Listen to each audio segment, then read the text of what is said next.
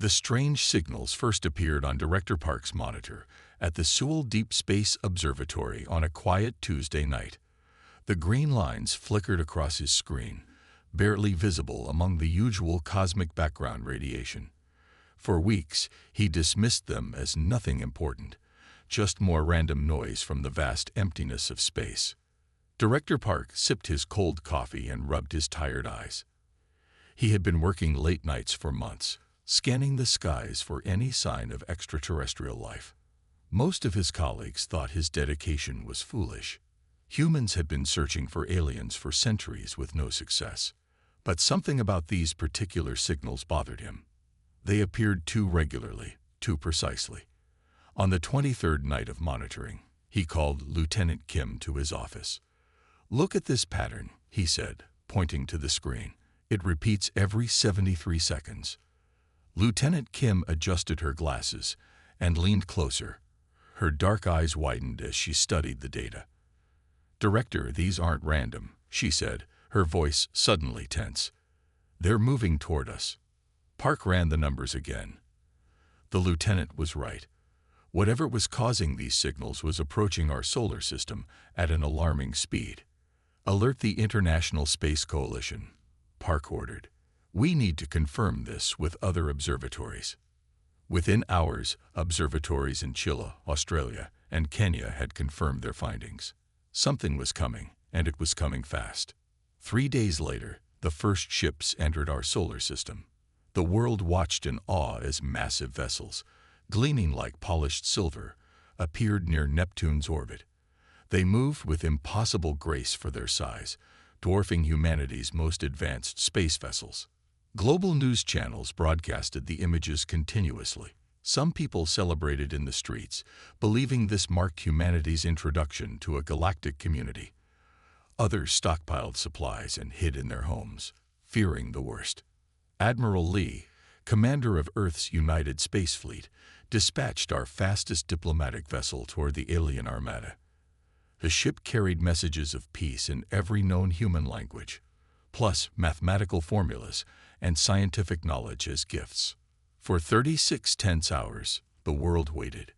When the response finally came, it was not what anyone had hoped for. "Your species is primitive," the translated message stated coldly. "You will submit to hegemony rule or face extinction."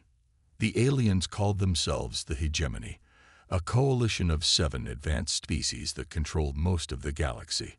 They had not come to welcome Earth. They had come to take it. Admiral Lee attempted further communication, offering Earth's resources in trade rather than conquest. The Hegemony simply cut the transmission. Their next message came in the form of weapons fire. The diplomatic vessel exploded in a flash of light. Earth's orbital defense satellites followed, destroyed before they could even activate their weapon systems. Global panic erupted. Stock markets crashed. Riots broke out in major cities. Religious leaders declared the end times had arrived. Within days, the outer colonies fell one by one. The Mars base, humanity's pride with its population of 3,000, went silent after a single strike from a hegemony warship. The mining stations on Europa surrendered without firing a shot. The lunar colony held out for nearly 48 hours before going dark. On Earth, the military leaders of all nations convened in an emergency session beneath the mountains of Switzerland. General Han, voted temporary commander of Earth's United Forces, reviewed the devastating reports with a grim face. "Their technology is at least 2 centuries beyond ours," reported the science advisor. "Their ships have energy shields we can't penetrate. Their weapons cut through our strongest armor like paper." The room fell silent as the implications sank in. Humanity's most advanced weapons, nuclear missiles, orbital lasers, even the experimental antimatter bombs, would be useless against such advanced technology. "What about negotiation?" asked the representative from Brazil. Admiral Lee shook his head. "They don't see us as worthy of negotiation. To them, we're no different than animals to be managed or resources to be harvested." The first hegemony ships entered Earth's atmosphere the next day. They positioned themselves above major cities: Tokyo, New York, Cairo, Sydney, Rio de Janeiro, London, Moscow. No demands were made. No ultimatums given. They simply opened fire. The bombardment lasted exactly 1 hour. When it ended, each city had lost its government buildings, military installations, and key infrastructure. The civilian casualties were surprisingly low. The hegemony's weapons were precise. They weren't trying to exterminate humanity, just break its will to resist. Earth's remaining military forces launched everything they had at the alien ships. Fighter jets, missiles, even experimental rail guns, all either missed completely or bounced harmlessly off the hegemony's energy shields. As the attacks continued around the globe, General Han led the world's remaining military and political leaders deeper underground. Their new command center was buried beneath the Himalayan mountains, shielded from the hegemony scanners by thick rock and experimental cloaking technology. "We've lost every engagement," said the military advisor, her voice hollow with defeat. "Our weapons are useless. Our soldiers are dying for nothing." "What options do we have left?" asked the representative from Kenya. "Surrender seems to be the only way to stop more bloodshed." General Han had been silent throughout the discussion, studying reports and satellite imagery of the hegemony ships. Now he finally spoke. "Look at their deployment pattern," he said, pointing to a holographic map. "They're spreading thin, establishing control points rather than total occupation. They're not expecting significant resistance." "Because resistance is futile," said the European representative bitterly. "No," Han replied with a slight smile. "Because they think we're finished. They think we've thrown our best at them and failed. They think we'll now accept defeat like a civilized, rational species." He stood up straighter, his eyes moving from person to person around the table. "But they don't understand humanity. They don't understand that we've spent our entire history fighting against overwhelming odds. They don't understand that we've developed the art of warfare over thousands of years against ourselves. They don't understand that we are at our most dangerous when we appear to be defeated." Han placed his hands on the table and leaned forward. "Their arrogance is their weakness. Their technology has made them overconfident. They expect submission, not creativity, not desperation, not the kind of fierce resistance that comes when a species fights for its very survival." For the first time since the invasion began, a spark of hope appeared in the room. "They think we're finished," Han told the assembled leaders, a fierce determination in his eyes. "That gives us our only advantage." 6 months into the occupation, Colonel Song walked through the seemingly abandoned aircraft hangar outside Busan. Her boots crunched on broken glass and dust swirled in the beams of sunlight that streaked through the damaged roof. To any hegemony surveillance drones flying overhead, this was just another ruined military facility, bombed in the initial attacks and now worthless. The deception was perfect. Song paused by an old fuel drum and pressed her palm against a hidden scanner. A section of concrete floor silently slid open, revealing a steel staircase leading down into darkness. "Close after me," she ordered the 2 guards who had been posing as scavengers outside. They nodded, their hands on their weapons as they scanned the sky for drones. The concrete door sealed shut above her as Song descended. The temperature dropped noticeably, and the sounds of her footsteps echoed in the narrow passage. After 3 security checkpoints, each with different verification systems, she finally reached the main chamber. What the hegemony didn't know was that beneath this abandoned hangar lay Earth's largest secret production facility. The vast underground space hummed with activity. Hundreds of engineers and technicians worked on various projects, all aimed at one goal: finding a way to fight back against the seemingly invincible alien invaders. Colonel Song removed her dusty outer jacket, revealing her crisp uniform underneath. Workers nodded respectfully as she strode through the facility. Despite the circumstances, there was an energy here that had been missing on the surface. Here, there was purpose. Here, there was hope. She headed directly to the main development area, where Engineer Choi had been working around the clock for weeks. His team had been tasked with the most critical project: adapting captured hegemony technology for human use. Progress report, she demanded as she entered the section cordoned off with plastic sheets. Engineer Choi looked up from his workstation. His eyes were red from lack of sleep, but there was excitement in them. Several of his team members stood back respectfully as he wiped his hands on a rag. We've successfully integrated their shield technology with our vessels. The prototype is ready, he said, gesturing to something behind him. Song followed his gaze and felt her breath catch. There stood a fighter jet, not the sleek alien design of the hegemony ships, but a modified human craft. Yet around its hull, a faint bluish shimmer was visible. An energy shield, just like those that had made the hegemony forces unstoppable. "Does it work?" she asked, trying to keep her voice steady. Choi grinned. "We tested it yesterday. It absorbed the energy from 3 direct hits from a captured hegemony weapon. The shield held." For the first time in months, Colonel Song allowed herself a small smile. "Show me." Choi led her to a testing area where a captured alien weapon was mounted on a stand. A small drone, no bigger than a dinner plate, hovered in the center of the room. "Watch," he said, activating the weapon. A beam of blue energy shot across the room. Instead of destroying the drone, the beam seemed to spread out across an invisible bubble surrounding it. The drone continued to hover, undamaged. "The shield actually absorbs the energy and redirects it," Choi explained proudly. "The more they fire at us, the stronger our shields will become." "How soon can we begin mass production?" Song asked. 2 weeks for the first squadron.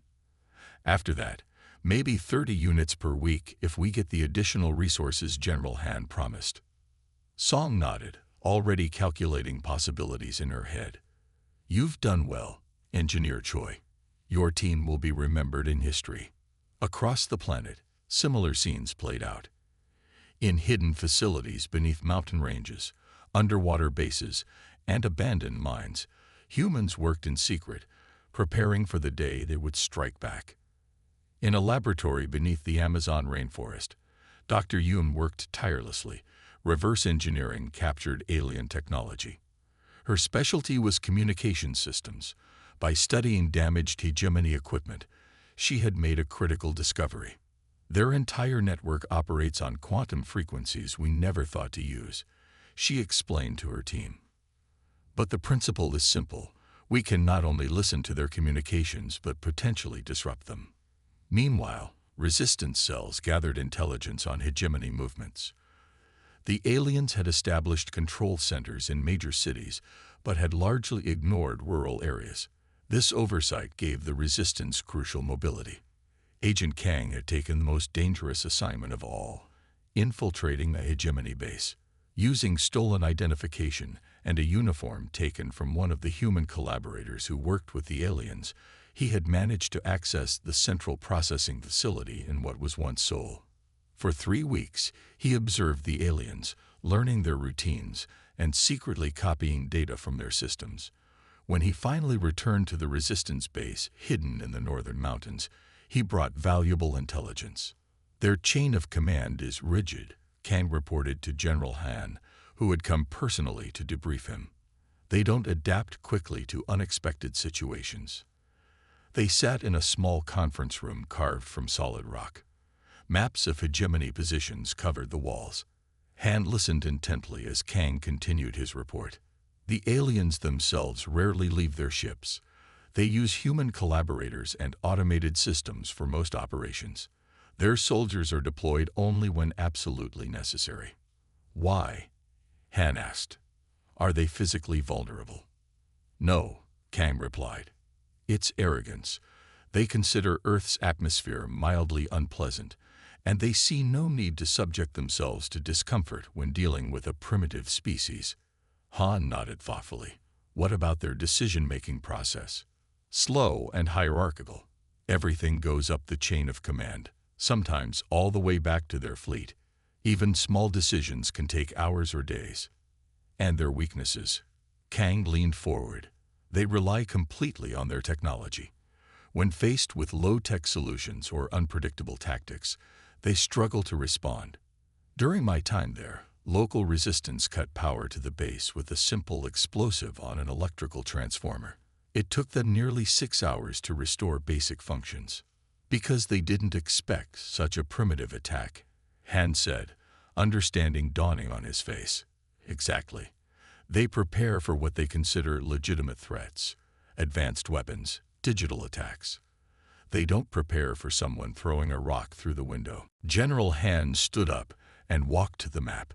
He stared at the red dots indicating hegemony positions, scattered across all continents. They had taken Earth's major power centers, but had spread themselves relatively thin, confident in their technological superiority. They think they understand us, Han said quietly. They think they know what we'll do based on their experience with other conquered species. He turned back to the room, a rare smile crossing his weathered face. Then we'll give them something very unexpected. Captain Moon sat in the makeshift broadcasting studio, trying not to blink as the makeup artist applied fake blood to his face. The small room had once been a storage closet in an abandoned shopping mall. Now it housed some of the most advanced communication equipment salvaged from government facilities. More blood, directed the resistance media specialist. Make it look like he's been in a serious fight. Moon remained still as the cold liquid trickled down his temple. In truth, he hadn't seen actual combat in months. His battle now was one of deception. Remember, said General Han from the corner where he observed the preparations, you need to sound desperate but determined. Angry enough to be believable, but not so unhinged that the hegemony would consider you an immediate threat. Moon nodded. I understand, sir. The lights came on. The technician gave a 3-finger countdown. Moon took a deep breath and transformed his face into a mask of rage and pain. People of Earth, he began, his voice trembling with manufactured emotion. I speak to you from hiding. The so-called unity government is nothing but alien puppets. They promise peace while delivering us into slavery. His broadcast went out globally through hidden transmitters that piggybacked on the hegemony's own communication network. Millions watched as Moon, his face streaked with artificial blood, called for resistance against the collaborator governments. We must fight back, not just against the aliens, but against the humans who help them. True patriots know what must be done. Similar broadcasts followed over the next few days. In Eastern Europe, a woman claiming to represent the Human Freedom Army announced attacks on collaboration centers. In South America, a masked man called for the execution of traitor officials. From Africa came reports of regional militias forming to fight not the hegemony, but other human factions. None of these resistance groups actually existed. The broadcasts came from actors following a carefully crafted script, creating the illusion of a worldwide civil war. The hegemony took the bait. Their intelligence analysts reported growing conflicts between human factions. Their prediction models showed a high probability of humans spending their energy fighting each other rather than the occupation. The alien commander, Zuler, viewed these reports with satisfaction from his flagship orbiting Earth.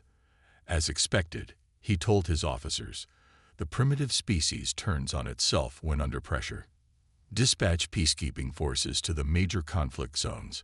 We cannot allow the infrastructure to be damaged. Hegemony vessels repositioned across the globe, focusing on areas where the fake resistance broadcasts originated. Their forces spread thin trying to maintain order, never suspecting the conflict was elaborately staged. In each location they sent their ships. Human observers carefully noted their tactics, response times, and vulnerabilities. Every piece of information was transmitted through a secure network to the Central Command. Deep beneath the Pacific Ocean, in a base built inside an underwater mountain range, Commander Bake received these reports. Her underwater facility had been a secret project even before the invasion, designed as a last resort command center in case of global war. Now it served as the heart of humanity's true resistance. Commander Bake oversaw the final preparations of Earth's secret fleet, 300 vessels incorporating stolen hegemony technology. The ships didn't look impressive by alien standards. Many were converted submarines or retrofitted aircraft, but each carried the shield technology engineer Choi had perfected and weapons systems reverse-engineered from captured alien devices. Status report, Bach demanded, walking through the massive underwater hangar where the vessels were docked. All ships at 97% readiness, reported her executive officer. Crews are in final training simulations. Weapon systems are operational but untested in actual combat. Bake nodded. The fleet had been assembled in total secrecy, with components manufactured in dozens of hidden facilities around the world and transported through underwater tunnels. Not a single complete vessel had ever surfaced. The latest intelligence, she asked. The hegemony has taken the deception completely. They've repositioned 37% of their ships to deal with the supposed civil conflicts. Their flagship has moved to a stationary position over the former United Nations headquarters to monitor the situation. Bake permitted herself a small smile. Perfect. She called the pilots and ship captains together for a final briefing. Men and women from every nation stood side by side in the large briefing room. Many had been enemies before the invasion. Now they wore the same simple uniform with Earth's new symbol, a blue-green globe with a silver sword behind it. The enemy believes we're fighting each other, she told her pilots, pointing to a holographic display showing hegemony ship positions. They've positioned their vessels to contain what they see as civil unrest. This gives us the opportunity we need. She outlined the attack plan once more, emphasizing timing and coordination. We will have one chance, she concluded. If we fail, the hegemony will know our capabilities and adjust their strategies accordingly. The room was silent as the weight of responsibility settled on each person. Go to your ships, Bake ordered. We launch in 12 hours. Meanwhile, in space, a much smaller but equally crucial operation was underway. Lieutenant Joe led a 5-person infiltration team on what many considered a suicide mission, placing sabotage devices throughout the hegemony flagship. Their small craft had been disguised as a maintenance vessel used by human collaborators. Using identification codes stolen by Agent Kang, they had managed to dock with a massive alien ship. Remember, Joe told his team before they separated, you have exactly 45 minutes to place your devices and return. The false identification will not hold up under detailed inspection.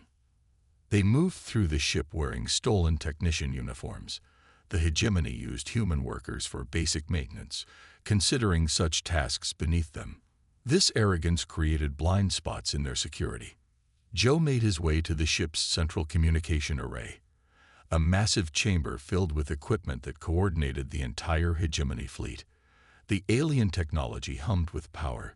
2 human collaborators worked at a monitoring station, while a single hegemony officer supervised from an elevated platform. Joe waited until the alien turned away, then approached the humans. Routine check on the secondary systems, he said, showing his forged authorization. The collaborators barely looked at his identification before waving him through. Joe moved to a service panel and opened it, revealing a complex array of circuitry. He worked quickly, placing the small device, no larger than a coin, among the components. Dr. Yoon had designed it to emit a specific frequency that would disrupt the quantum communication network when activated. Similar devices were being placed throughout the ship by his team members, in the weapons control systems, the shield generators, the navigation computers, and the power distribution network. Joe finished his work and closed the panel. The collaborators remained focused on their screens, never noticing what he had done. He walked calmly out of the communication center and made his way back toward the docking bay. His communicator vibrated silently, indicating messages from his team. One by one, they reported success. All devices were in place, undetected. As Joe reached the maintenance dock where their ship waited, he allowed himself to breathe normally again. They had accomplished the impossible. As he and his team boarded their vessel and prepared to depart, he whispered into his communicator, Phase 3 complete.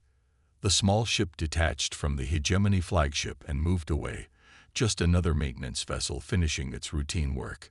Inside, Joe and his team shared silent glances of relief and anticipation. In less than 12 hours, those tiny devices would activate, and the largest space vessel in Earth's orbit would suddenly find itself blind, deaf, and vulnerable. Operation Trojan Horse was ready for its final phase. In the underground command center beneath the Himalayan mountains, General Han stood before the global tactical display. The holographic map showed Earth and the surrounding space, with red markers indicating known hegemony positions. The room was silent except for the soft hum of computers and the occasional whispered update from communications officers. Han checked his watch.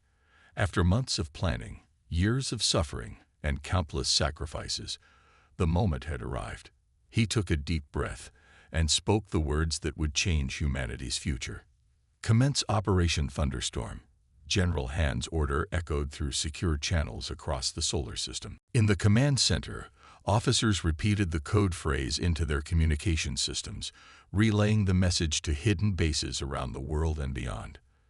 The activation signals traveled through quantum channels that the hegemony couldn't detect, reaching every part of the resistance network simultaneously. In that moment, Earth's hidden fleet emerged from concealment. Near Saturn, the mining ships that had been supposedly destroyed during the initial invasion suddenly powered up their engines. These vessels, commanded by Captain Moon, had been hiding within the planet's rings for months, disguised as debris. Now they formed into attack formation and accelerated toward Earth. All ships report ready, Moon confirmed over the secure channel. Shields at maximum power, weapons hot. Beneath the Pacific Ocean, massive hangar doors opened in the underwater mountain base. Commander Blake stood on the bridge of the flagship, a converted nuclear submarine now equipped with hegemony-derived technology. "Surface and attack," she ordered. Her voice was calm, but her hands gripped the command rail tightly. Water cascaded off the hulls of 300 vessels as they rose from the depths. They broke through the ocean's surface in perfect formation, hovering momentarily before shooting upward into the sky. The ship's new propulsion systems, reverse-engineered from captured alien craft, allowed them to transition seamlessly from water to air to space. "All vessels report combat ready," VAC's executive officer announced. "Coordinating with global forces now." In mountain bases around the world, hangar doors slid open for the first time in months. Colonel Song stood before her pilots in the underground base outside Busan. "Today we take back our planet," she told them. "Remember your training. Remember what we're fighting for." The pilots saluted and ran to their fighters. The aircraft looked like standard human jets from a distance, but each carried shield generators and weapons systems based on alien technology. Song climbed into her own fighter and led the squadron as they shot out from the mountain hangars, climbing rapidly into the sky. Similar scenes played out across Earth. From the Amazon rainforest, the Siberian tundra, the Sahara Desert, and the Australian outback, hidden resistance forces emerged in a coordinated global assault. Aboard the Hegemony command ship in Earth orbit, Fleet Commander Zuler was reviewing reports of human civil conflicts when the first alarm sounded.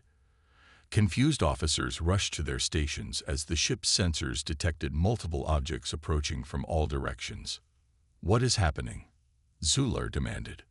"Unknown vessels detected near Saturn," reported his sensor officer. "They appear to be moving toward Earth at high speed." "Impossible," Zuler dismissed. "Our forces eliminated all human presence beyond lunar orbit months ago." "Sir, more contacts emerging from Earth's oceans," another officer called out. "Hundreds of them." Zuler moved to the tactical display, his four eyes widening as he saw the number of approaching vessels. "Alert all ships. Prepare defensive." Before he could finish, the command ship shuddered. Lights flickered, and screens went dark all around the bridge. "What was that?" Zuler demanded. "Internal systems failure," an officer reported, frantically trying to restore power to his console. "Communications are down. Weapons systems offline. Shields failing." In that moment, Lieutenant Joe's sabotage devices activated exactly as planned. shutting down communications and defensive systems throughout the flagship. Similar devices, planted by other infiltration teams on key hegemony vessels, activated simultaneously across their fleet. "Send runners to all sections," Zuler ordered, realizing internal communications were also affected. "Restore power priority to shields and weapons." But it was already too late. The human vessels struck with perfect coordination, following the battle plan developed over months of preparation.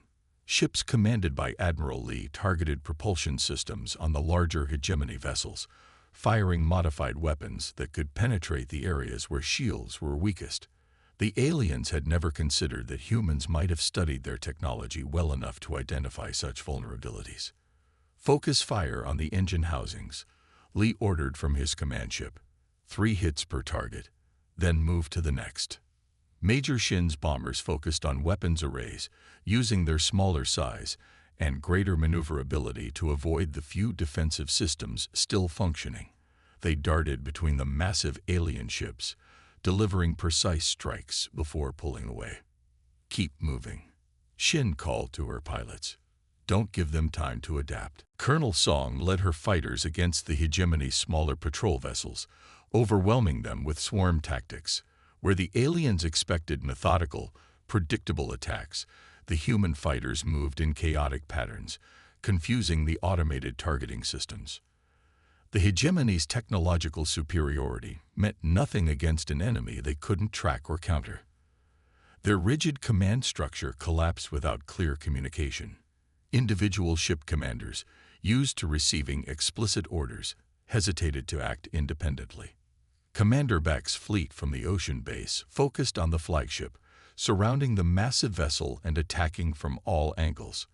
With its shields down and weapons offline, the pride of the hegemony fleet was virtually defenseless. On the flagship's bridge, Zuler watched in disbelief as his mighty vessel was crippled by what he had considered a primitive species. "How is this possible?" he demanded of no one in particular. "Their technology is centuries behind ours." From the command center beneath the Himalayas, General Han watched the battle unfold on the tactical display. What had begun as a desperate plan now looked increasingly like victory. The red markers representing hegemony ships were blinking out one by one, or changing to yellow to indicate disabled vessels. "The flagship is listing," reported a communications officer. "Admiral Lee reports their main power is disabled." Han allowed himself a small smile. "Remind all commanders, we want prisoners, not destruction. The goal is to force surrender, not annihilation." In orbit, Admiral Lee's command ship approached the crippled hegemony flagship. Through the viewports, he could see the enormous vessel rolling slowly, its orientation thrusters firing randomly as systems failed. "They never imagined we could adapt their own technology so quickly," Admiral Lee said as the hegemony flagship listed in space, its systems failing. "Their arrogance blinded them to our potential." He turned to his communications officer. "Open a channel to the flagship. Let's see if they're ready to discuss terms of surrender." Throughout the solar system, the battle continued. Captain Moon's forces from Saturn engaged the hegemony's outer patrol ships, preventing reinforcements from reaching Earth. The ships that had been mining the asteroid belt, also secretly converted for combat, moved to secure the approaches to Mars and the outer planets. For the first time since the invasion, humans were winning. The careful planning, the months of secret preparation, and the coordinated global assault had caught the hegemony completely by surprise. Their advanced technology, without proper defenses and coordination, proved vulnerable to human ingenuity and desperate courage. On Earth, people emerged from hiding to watch the battle in the skies above. Trails of light and distant explosions marked the turning point in humanity's darkest hour. After months of occupation and hopelessness, they dared to believe in freedom again. 1 year after what became known as Liberation Day, Director Park stood by the tall windows of the new United Earth Council chamber. Sunlight streamed through the glass, illuminating the circular room where representatives from every nation on Earth had gathered. The chamber stood atop what had once been the ruins of Seoul, now rebuilt as humanity's capital. Park touched the small scar on his temple, a reminder of those first days when the strange signals had appeared on his monitor. So much had changed since then. The world had united in ways no one thought possible before the invasion. The chamber doors slid open silently. The remaining hegemony delegation entered, led by their ambassador. The alien stood nearly 7 feet tall, with smooth blue-gray skin and 4 eyes that blinked independently. Despite the creature's imposing appearance, its posture now showed something new: respect. The human representatives rose as the alien approached the central table. No one spoke. The only sound was the soft hum of the environmental systems and the gentle tap of the ambassador's clawed feet on the polished floor. General Han waited at the head of the table. Now Supreme Commander of Earth's Defense Forces, he wore a simple dark uniform with Earth's new emblem, a globe with a sword behind it, on his chest. His face showed little emotion, but those who knew him well could see the pride in his eyes. "The treaty is prepared," Han said, gesturing to the document on the table. The hegemony ambassador looked around the room, studying the human faces. Some showed anger or distrust. Others displayed only determination. The alien picked up the stylus and signed the document with a flowing script. "We gravely misjudged your species," the alien diplomat admitted, setting down the pen. Its voice came through the translator with a metallic edge. "The hegemony has never encountered such creativity in warfare." General Han nodded solemnly. "A mistake your people won't make again." The treaty established Earth as a sovereign planet. The hegemony agreed to withdraw all forces from the solar system and recognize humans as equals rather than subjects. In return, Earth promised not to use the captured hegemony technology for aggression beyond their solar system. After the ceremony, Park walked through the rebuilt streets of New Seoul with Director Kim, who had been the first to notice the strange signals over a year ago. "Did you ever think we'd see this day?" Kim asked, looking up at the new buildings that blended human design with alien technology. Park shook his head. Honestly, no. When their ships first appeared, I thought it was the end. Outside the council chamber, the skyline of New Seoul gleamed with structures incorporating recovered alien technology. Buildings reached higher than ever before, supported by materials stronger than steel but lighter than aluminum. Transport pods zipped between towers on invisible magnetic fields. Energy collectors shaped like giant leaves absorbed sunlight with perfect efficiency. In a laboratory near the city center, Dr. Yoon worked with a team of scientists from around the world. They had already begun adapting hegemony faster than light drive systems for human use. The technology that had brought the invaders to Earth would now take humanity to the stars. "The prototype is stable," Yoon explained to a visiting delegation, pointing to the pulsing core of energy contained in a special chamber. "We've modified their approach to work with materials we can produce here on Earth. The first test flights begin next month." Across the world, similar projects transformed human society. Medical technologies adapted from alien healing systems eliminated diseases that had plagued humanity for centuries. Agricultural techniques borrowed from hegemony colony worlds doubled food production without harming the environment. Schools taught children the fundamentals of quantum physics alongside basic mathematics. In orbit above Earth, humanity's future was taking shape. Commander Bake floated through the corridors of the orbital shipyard, a massive structure built from the hulls of captured hegemony vessels. Workers from dozens of nations moved about with purpose, assembling the first true human starship. The vessel, named Hope, didn't look like the smooth organic shapes of hegemony ships. Its design was distinctly human, practical, modular, with clear human aesthetics. Yet it incorporated the best alien technology humanity had captured: energy shields, advanced propulsion, and weapons systems that could defend the ship if needed. Bake inspected the final preparations, checking each system personally.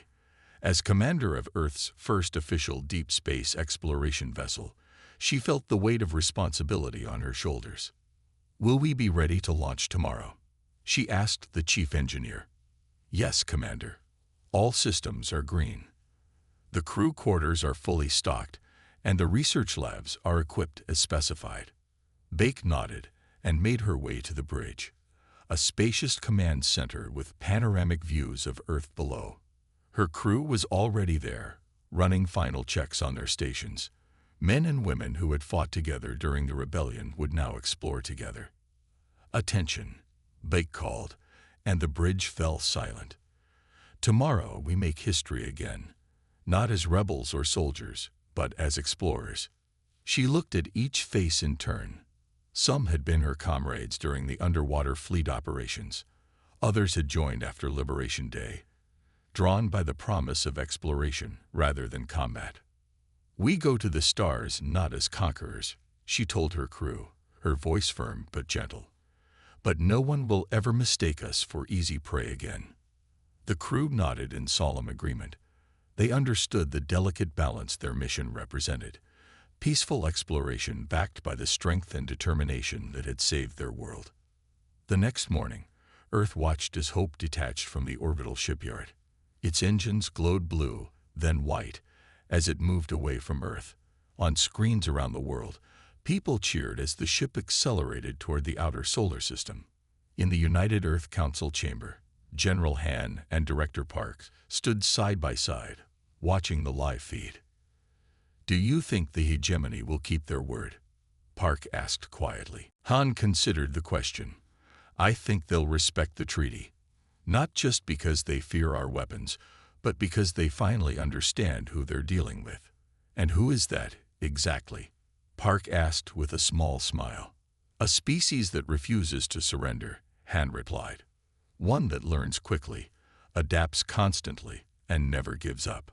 As Hope reached its jump point beyond Mars orbit, Commander Bake gave the order to activate the faster-than-light drive. The ship seemed to stretch for a moment, then vanished in a flash of light, the first human vessel to break the light barrier. Earth took its first steps into a much larger universe, respected, feared, and most importantly, free. In cities around the world, people looked up at the night sky with new eyes. The stars were no longer distant points of light, but destinations. The future that had almost been stolen from them now stretched out with infinite possibility. The end.